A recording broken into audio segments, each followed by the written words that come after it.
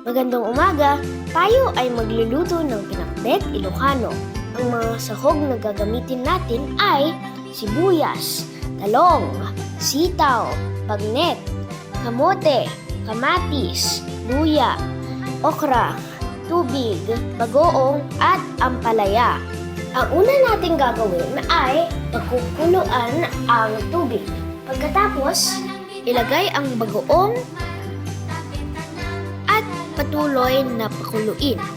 Tapos, ilagay ang luya at kamote, palambutin ng konti. Isunod ang okra, talong, ampalaya, at sitaw. Pagkakulo nito, ilagay ang sibuyas at kamatis. Pakuluin at haluing mabuti. At sa huli, ilagay ang bagnet, isang sikat na pagkain sa Ilocos Region. Pagkatapos, ihain habang mainit. Kainan na! Tikman na natin!